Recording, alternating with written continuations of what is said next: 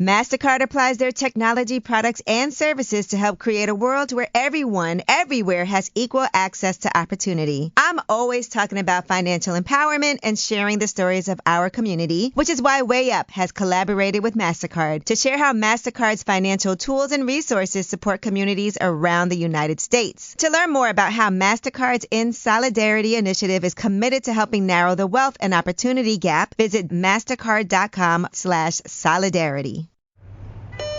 Hello, it's me, your oil change light. That last mechanic took 3 hours. Would you trust him again? Silence your oil change anxiety at Valvoline Instant Oil Change, where we change your oil in about 15 minutes. Welcome to this week's Harness Racing Alumni Show. I'm Freddie Hudson, and I'm here today with Trade Martin, Bob Marks, and Andy Cohens. The Harness Racing Alumni Show is the #1 harness racing podcast in North America. We have sponsorships and advertising spots available. For more information, email rrtrotten@outlook.com or visit ustrots.com. The statements and opinions of our guests are their personal opinions and beliefs, and it does not necessarily represent the opinions of the Harness Racing Alumni Show or of its host. The Harness Racing Alumni Show with your hosts, Freddie Hudson and Trade Martin. On this week's special broadcast, Hall of Famer and this week's host, John Berry, discusses the recent announcement of the closing of Freehold Raceway with former New Jersey Standardbred Owners Association's president, Tom Luchento, retired driver trainer and now judge, Donny Dancer, and longtime Freehold publicity director, Steve Wolf. Over to you, John. Well, thanks so much. It's an honor for me to be on the broadcast with such wonderful, wonderful folks. Donny Dancer, 4,828 wins and $27 million in purse earnings. And this was in an era when that was really something. And, of course, Tommy Luchento, one of the stalwarts of the game for New Jersey. And it's great to be with Tom, that's for sure. And had a great restaurant, too, that I enjoyed so much. And Steve Wolf, the backbone of so many places, including Harness, linked to this very day. And I enjoy Steve so much, and he does so much for the industry. And we're here on kind of a somber occasion, as Freehold has announced that they're going to be closing their doors as of the end of the year. And when they closed the sports book a couple of weeks ago, I thought that was a little jolt, kind of a minor earthquake. And then when the second part, it was a real earthquake, kind of a 7.0 magnitude earthquake. And, they're caused by faults. And I'm wondering if any of you might have an idea of who's at fault in this decision to close Freehold Raceway. Well, if you want to ask for someone specific to talk first, go ahead, John. Okay, Tom, you've been a stalwart for so long, and did you see this coming at all? I kind of did. I follow right along, and I've watched. For the longest time, they never put any money into the place. They were letting it run down. It was just a matter of. I really believe in their heart of hearts, they were trying to get rid of the horses, which they couldn't, and have the book, the sports book there at the same time, without having live racing, thanks to Donny Dancer. So when we had put that together, so I think that they were holding out. So I think one of the moves that they made was to stop with the sports book first, pull it out. And maybe they thought the horsemen may fold or may not fold or whatever. When they saw that wasn't happening, and they had other thoughts in their mind. To my knowledge, they offered the place to a couple of sports gaming operations, and none of them bid. So what I'm thinking now is they probably have somebody on the hook to redevelop the place. But that being said, I don't know that the town's going to go along with redevelopment. Part of the racetrack is historical, not the new part since the fire, but I think they've gotten around that already. So I don't know still if the town's going to okay them to sell to somebody else. They're certainly not going to sit on it. It's just too much money involved. It's not good for any outlet stores or anything. You got a mall right across the street, which is not doing as good as it should. So I would think that only a developer would be interested in if they could get it passed. That's their plan, I believe. So I'll turn it over to somebody else who might have a different idea. Well, to me, it's a shame. The historical aspect of Freehold goes back to 1853, and then there's some evidence that racing was in the 1830s as well, and with world champion racing there, and my goodness, some of the Dancer events were there, of course, and of course, Donald Dancer, you're with us today, and there was no better family for this sport than your family. Thank you. Yeah, we'll miss it. That's for sure. Yeah, of course. Tell us your thoughts about it. It still hasn't set in totally. A little bit. It's definitely a shock, to me. And I honestly think, like my father, he pretty well said something to me at one time. Once that they changed my grandfather's race that was on Labor Day, they changed that race. He said, that's the beginning of the end. And I says, what are you talking about? And he says, you'll see. And I was there like, really? And he said, yeah. And he saw the future that didn't look good. He really did. And he said, so many businesses have a very good 25 years, and after 25 years is over, he says a business is lucky to survive. And our business has certainly lasted longer. So it's, when you think about Mr. Fisher owning the track and the things that he tried to do there, and I always heard that whoever owned the track always made money. So it's a shock to me that I don't know if they weren't getting along or what it was, the two partners into the track, the two, corporations that own it. They weren't getting along is something I heard. I just hope somebody steps up and, buys interest into the track and tries to revive it. That's what I'm hoping happens. Yeah, it's in the heart of New Jersey. Go ahead. I think that Donald's right there. I think the two owners were fighting. They both didn't want it, but they didn't want to sell it to the other one. And just to add again, I think the only historical part is the racetrack itself, the oval now, at this point in time. And whether they got past that or not, I don't know. But there are areas all around and the land across the street that they could develop, which makes me think that that's the way they're thinking. So anybody else can add whatever. Well, I'll tell you, it spreads far and wide, not only to the racing and the horsemen and the veterinarians and the judges and everybody else, but to the businesses around it that have been, they've been benefiting for 100 years, and now that kind of goes away. Freehold's it's a historic city, and this racetrack helped make it a historic city. Right. Mm-hmm. Oh, Steve? I have a feeling that the town is on our side, but how far that they can take it, I don't know. Mm-hmm.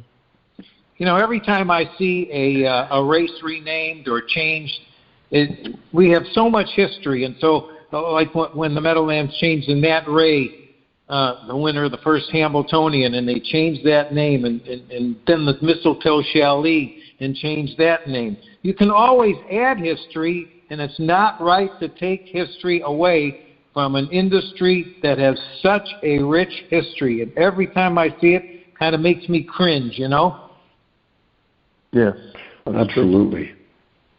Yeah. Stevie? Hey, JB.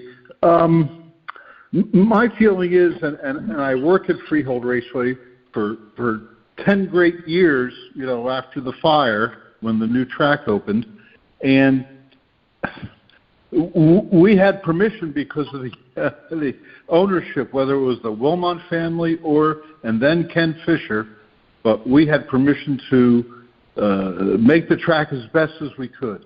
And we brought back Grand Circuit Racing, and we brought back free admission and eventually free parking, and it all was for the good. I mean, we made millions of dollars every year, and every year that Ken Fisher owned the property, we would put $1 million in his coffer, and in return, he understood the value of marketing and publicity and let us do everything we can, and it worked.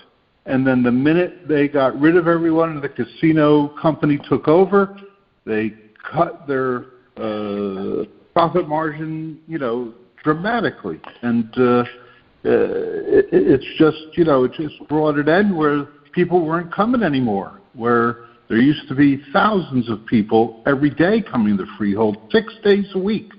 And that was before, that was just with simulcasting. There was no sports book.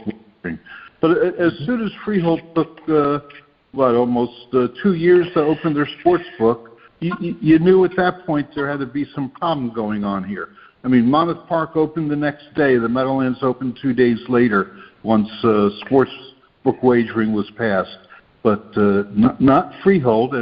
And their management there, whether they wanted a financial tax write-off or whatever for the rest of the Penn gaming companies, I don't know. But if you don't, spend money on marketing and advertising, then people aren't going to know and they're not going to want to come out. And that's what's happened over the last 24 years. And every single year they just continue to lose money. Well, I have a question. What? Go ahead. I'm sorry. Go ahead. I just wanted to say that how did they fold up their book when they were betting more than Monmouth Park on sports wagering? Monmouth Park's are doing well. This had to be a plan in their mind, whatever their plan is. Obviously, probably to develop it and get rid of their partnership and break it up. I just don't understand. There are so many things they can do. I mean, even just one of the stupid things is that they have a card game that they run at parks, and it's loaded all the time. They could have added that to it. They could have made a better room, nicer conditions. The place, in plain English, is a S-hole. I mean, it really is. I mean, they don't cut the grass. They don't do anything. They just let it run down. I don't think they spent 2 cents into it since they got it. The elevator's always, the escalator's always broken. Older people go over there. They have to walk up the stairs. They can't do it. I just don't get it. Mm-hmm. Yeah, and the excuse that they don't have enough money to do it and they let it run down, I think that's very lame because many of the casino facilities, they pour millions and millions of dollars into it, and if they did the same thing with our industry, it absolutely could have survived, and it bothers me greatly that they're giving it the neglect that they are.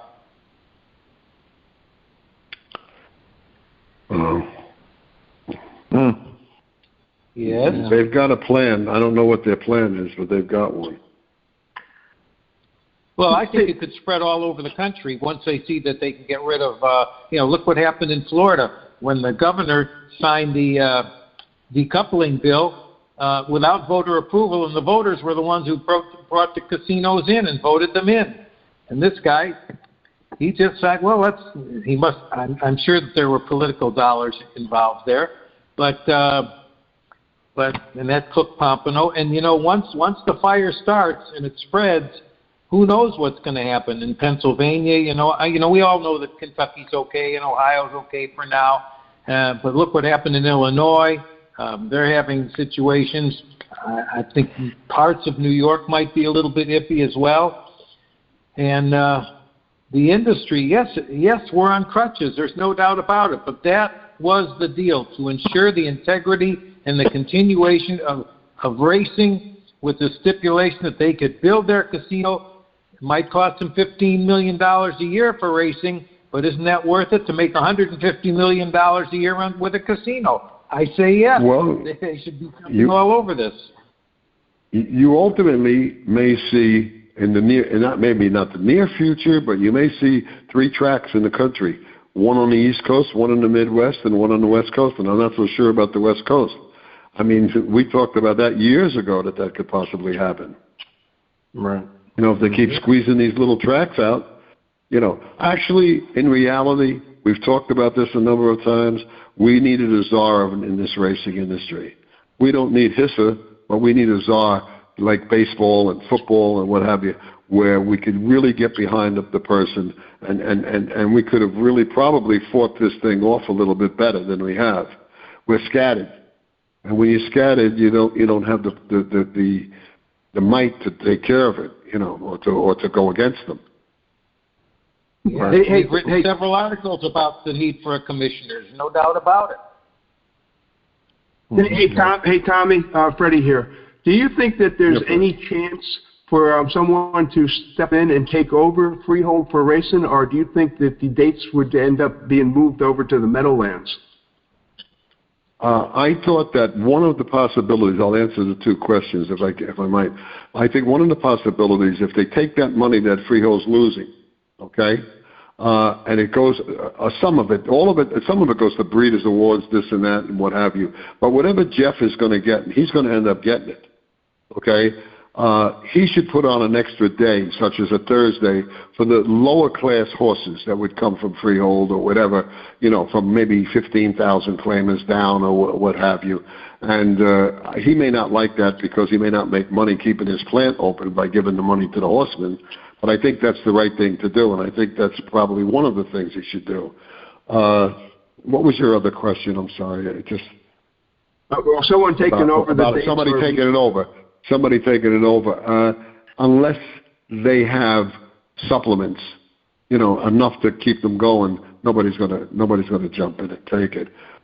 Although they get the property with it if they take. You can't just take the license. That's not enough to entice somebody. They need to have something, to look on in case they fail, which would be the property. But there's always a chance that you could get somebody together to get it.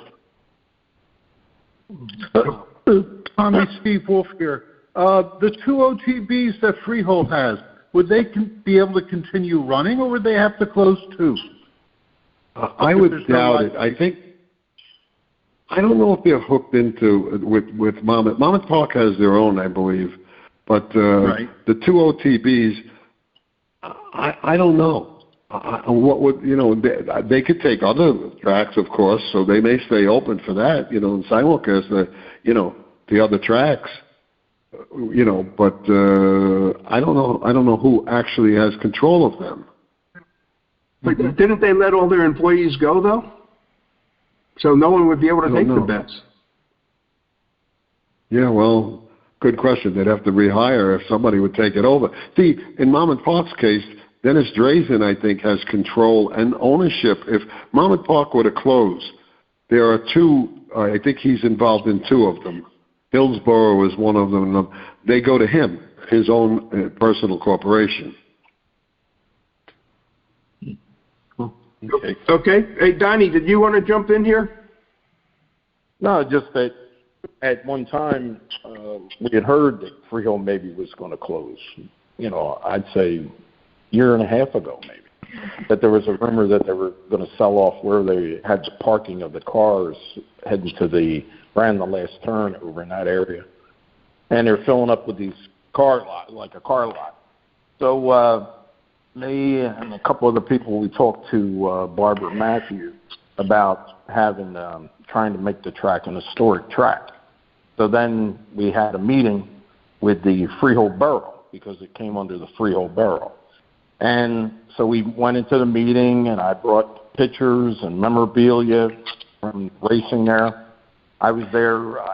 Ray Baines came with me and his girlfriend, and we went through the meeting, and they sounded very interested to try to make it an historic site. And then the bottom line at the end of the meeting was that they thought they should have Freehold Township involved in the decision-making. So the next move was that we were supposed to have a meeting with the borough and Freehold Township, and that meeting never happened. So, to my knowledge, I don't think that it's all an historic site, but I also found out, even if it was, that they may be able to get around that. So, I think they already have, Don. Yep, I heard what you said, and, I was hoping that would really put a, damper on them, because I thought that would have maybe saved Roosevelt Raceway. But now I hear this, that even they could get around it. Please, what can you do? You need to find a buyer. Well, I wonder how they can handle all this new development in the borough there. I mean, they can't have all these. The schools would be overcrowded. They just. I don't know how they possibly could handle it. That's why I think the town would probably be on our side. You can't flood the town with all these townhouses and everything. They can't afford it, and all the immigrants that are coming in. I mean, Freehold. If you go into Freehold now, it's like New Mexico. You hardly see anything else but the Spanish people are running. They're okay. They haven't caused any problems, but I don't think they can handle it. And through the borough, through Freehold Township, you see they have the horse period of time where they have the statues of the horses all over the place. I mean, they seem to be very sympathetic with loving racing and understand the rich history of horse racing there. And they really sounded like they wanted to do it, But I think that they were trying to check the laws to see what could be done. But like I said, if you can get around it anyway, what can you do? I think it would just be, delay. Hindsight is always, it's just something that we should have been on this a long time ago, really pushing hard, everybody. But the horsemen tend to lay back, everybody. I'm not just pointing at it, but we probably could have maybe got something done at that time. The way I look at it is if a sports book doesn't come in there and take it, then we don't have a chance. Then it's just going to either be redeveloped or I don't know what else they could do with it. But I think a sports book could make it if they made it really nice and fixed it up, spent some money. Because I think they could buy this place at a fire sale now. So that money that they could save in buying it, they could use in redeveloping it, fixing it up, really making it nice. Put a real good restaurant in, put a real nice place for people to go in and bet sports and simulcast. And I think that's the only chance we have. I have a suggestion for the restaurant, that's for sure. Tommy? Yeah, there you go. Hey, listen, I have one question, though. I'm looking at the repercussions of this really having a detrimental effect, these tracks are closing, and I'm not sure that we aren't going to have a crash in yearling prices when there's just not enough racing opportunities in the future to sustain the number of foals. And if they're going 150 and earning nothing, and it's happening today. There are a lot of horses that are going 150 and 4 claimers going 52 or 3, and they're not making a dime. And I'm just hoping that it doesn't crash in the yearling market.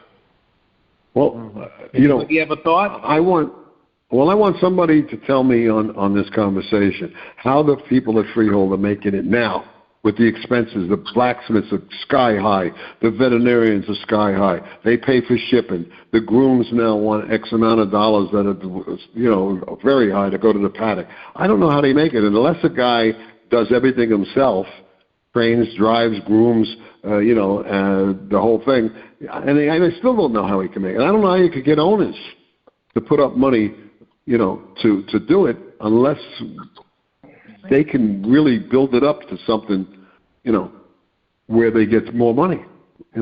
First of all, I don't think Freehold's getting their fair share of the money anyway that's coming from the state. I think there's $10 million they get, or whatever it is, I forget, they've changed it now, to split, and I think Jeff gets the majority. I think Freehold only gets about $1.5 million. Mm-hmm. Yeah. Yep. Tommy, Freddie here. Getting back to what you just said, about the cost. If you and me went back to training horses, we couldn't do it. I couldn't get that. Absolutely not.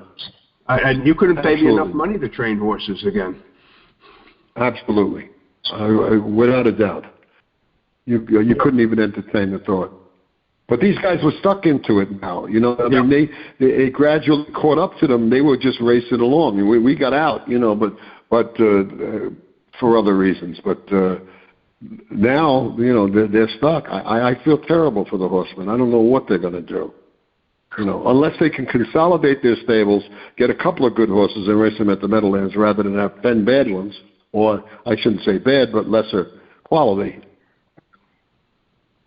Right. I think we're going to run out of employees and people before we run out of racetracks. John, you've been doing a lot of the background check on upcoming drivers. How many are under 30 right now? About 1.5% of the drivers are under 30 years old. I think there's close to 3,900 and something, and I believe there are 51 or 52 drivers under the age of 30. What about the betters? How old are they?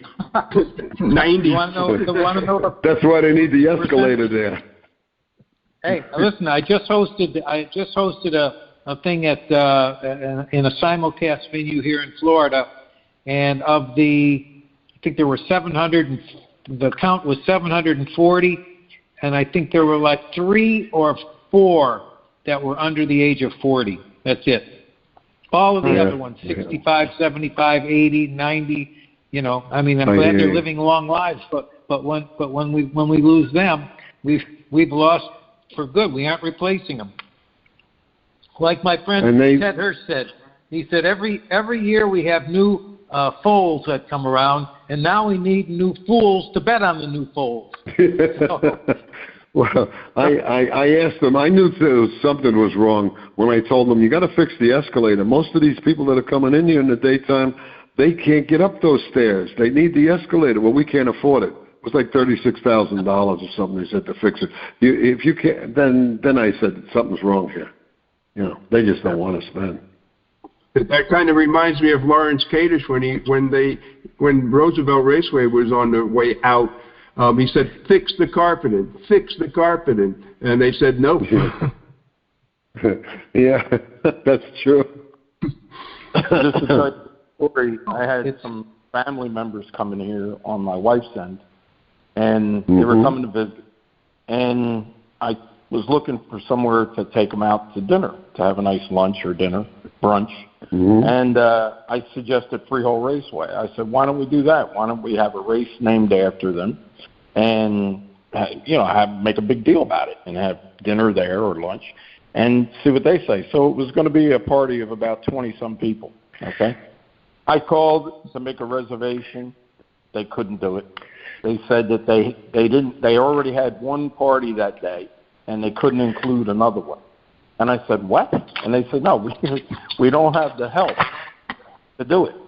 So then I didn't accept that. So then I talked to Karen Fagarone. Then I talked to Bruno, the general manager. And they said they hated to turn down the business. But they said, we just don't have enough people. But we're going to try to find somebody. So then they called me back, and they still weren't able to do it because they didn't have the help in order to do it. Well, they only have one teller. They got one teller on. One. If you don't play the machines, and a lot of the older people don't understand the machines, so you're losing out there. I mean, I don't know. They just didn't give a damn. That's the big problem. I guess that's what sums it up about Freehold. They just didn't give a damn. Yeah. I just don't understand it. I don't know. I doubt if you could run any business like that and turn away business when you got people trying to give you business. So I don't get it. I would say that we could get together, and get a big contingent and go see the governor and talk to him about it. But I think the governor is on their side. I mean, they're talking now, I understand, that, and Freehold wouldn't be part of it, but that they may come out with casinos, gambling at the Meadowlands and Monmouth Park. Now that Morris Bailey from Resorts is involved at Monmouth Park in a big way, all of a sudden they have a chance. And so I don't know that the governor's talking about possibly doing it, because he's getting out.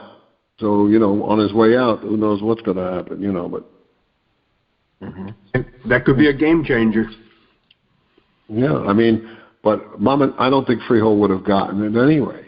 They would have bypassed him. Monmouth would have ganged up on him. Jeff hates Freehold anyway.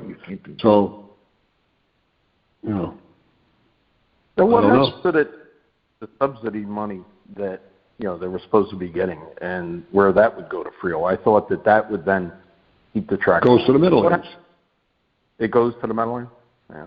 I would think so. But a lot of that goes to, like I say, Breeders' Awards or programs that they have or such. But most of it would go to Jeff. He'd take that right up because that money is allotted to the industry itself. Mom and Pop gets half, and Harness Racing gets the other half. And out of the Harness Racing half, Jeff gets most of it. And about $1.5 million goes to Freehold. I don't know the exact number, but that's close enough. Right. But now Tommy, Freddie here. Yes.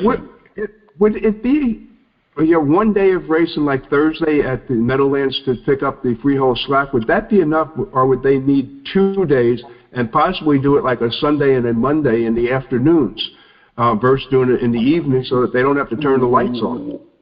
Well, that sounds okay to me. But what's gonna happen is he's gonna come at you with nobody's gonna come and bet on him, and I got to keep my plant open. I got to keep the employees on. I got to do this and that, and it's going to eat up that money that's supposed to go to purses. That's what he's going to come at you with. But that's a good idea, Fred. That's a very good idea. Because I was just thinking. Save the horsemen. Yeah, and basically, if you can't save Freehold. Go ahead. Yeah, it could save racing in New Jersey in the bigger picture. And we also, we haven't discussed how the closing of Freehold is going to affect the breeding industry in New Jersey. That they could take a big hit on this. Absolutely. The prices have been up at the sales, but they got to bottom out now. I mean, when people start getting shaky. They start seeing tracks closing and this and that. But if you can, I think that's our only avenue is to try to force Jeff to put on some races for these guys so they're not out of business. They're not gone. They're not going to starve. They can continue to race. It'll be a little more expensive to ship the horses up, but better, more expensive, and you have a shot of making some money than nothing. I think that's the only way we can save these horsemen, and that's my thought. Save the horsemen. If you can't save the track, you got to save these guys. The blacksmiths, the veterinarians. I mean, all right, they make their money, but what are they going to shoe now if Freehold goes out and these horses leave? And then, we always needed a place where when a horse is not good enough anymore at the Meadowlands, they would have Freehold to go to. They don't have that now. That's going to affect even the good horses and the sales. Steve, you've been awful quiet. Well, I've been listening to everything, and Tommy's told a lot that I would just reflect on. I mean, look, if the historic significance or land site, because I know the Historical Society doesn't list anything for actual Freehold Raceway, but the idea of the historic is out of there. Then the next best hope is going to be the township and Freehold proper. You have to make life miserable for them trying to sell it or do something with the property. I mean, but if they keep it in the same hands, it's not going to get any better. And that's my suggestion. My suggestion is if we can't get the racetrack, we need to get a meeting with Jeff ASAP. And I certainly want to be at that meeting. If we call it. I mean, the SBOA is fine. Bring them in also if they want to come up, and I'm sure they will. But I want to be at that meeting. I have a good relationship with Jeff, and I'm the one who told them to end up buying the racetrack to begin with. Right. I called them up the day before they were going to close Freehold and the Meadowlands. Excuse me. And he used to blame me all the time. Every time he saw me, you made me buy this place, and I'm losing money. Then when he got the sports wagering, he's a happy camper now. He doesn't say anything anymore. So that's my suggestion. We ought to get together. Freddie, if you want to try and ask Jeff if he wants to have a meeting with us about this. Okay. I wouldn't get too involved because he may nix you right off the bat. Just tell him we need to have a meeting and talk to you about what's going on. you possibly are going to get money from Freehold. We need to have a say in this. Okay, I'll work on that. No problems. Or if you want me to talk to Mark Ford about him approaching him, or I'll approach him myself. And now, you don't have any more rabbits up your sleeve. You saved the Meadowlands. No rabbit up your sleeve to save Freehold. Well, I hope I can help. I really do. Okay. I'm really heartbroken over this for the horsemen themselves, and of course, seeing Freehold Raceway, the oldest racetrack in the country, going out of business. The nostalgia involved there is off the charts. Well, it's a piece of our history. Tommy, you, myself, Steve, Donny, we all raced at Freehold, and I always enjoyed it. What was it called? The Afternoon Delight? Yeah, great place. Great place. I'm glad it didn't happen when I was racing. Let me ask one question here. Why can't the racing commissions who give these, or whoever gives these licenses out, come up with an ironclad agreement saying, hey, you wanted to get a casino in here, you want this, you want that, you want this, but you have to guarantee there's no getting out of it. You can't say you're going to throw it away like a Fort Claimer when he's done racing. You can't just put it in the kill pen, and they put Freehold in the kill pen. I still have some connections in Trenton that we could put a little pressure on them about that. Yeah, I agree. That would have been a great idea with Roosevelt when they gave him the money for the bonds to buy the track. That would have been. I'm just glad this didn't. I'm good. This didn't happen when me and you were racing, Donnie. Yeah. I wouldn't know what to do at that time. Nah, it's really heartbreaking, like you say. And to think about so many families that are involved and been involved with racing and grew up there. I mean, remember when they had the barn area and the kids were growing up there, and us, like I was a kid. Of course. Grandstand. My grandfather used to sneak me into the track, and we'd box seat. I mean, like and I see so many other people like that. And that's what I think of about the families that grew up around racing. And that's what you needed to do in order to stay in the race. I think about the Indian with the tear in his eye at this point in time. You're right. That's what I think about. Yeah, it's just like, I think we ought to get a meeting. Go ahead, I'm sorry. No, absolutely. Do you want to work on that? Go ahead. And if you need my help, I'll be happy to jump right in with you, okay? And one of the other things I'm going to point out that I have seen since I've been doing a lot of work in Washington, D.C., is a lot of times bills that get passed by one group of politicians like 10, 15 years ago, boom, new politicians come in and they pretty much delete what the other politicians have done, or they change the legislation around it. You see that going on in Pennsylvania right now, especially with horse racing. It's very tough to fight political dollars. I know. But I still have a few connections in Trenton when I was with the SBOA. I can help you a little bit there. Give me a shot. I've got to jump off now because I got a doctor's appointment, but I appreciate the call, and I'm happy I'm here to do anything you want to do. Thank you for being on the show. All right, guys. Thank you. Right here. Bye-bye now. So I think we've accomplished what we're going to accomplish today. Okay. John, thank you so much for hosting today's show. Steve, thank you for being on the show. Donnie, that's a wrap for this week's show. Now over to Andy for his Keeping Pace Weekly Update. Thanks, Fred. Actually, I don't have a new column next Monday, but I wrote 3 columns this week. Wrote about Freehold, the closing, the pending closure of Freehold.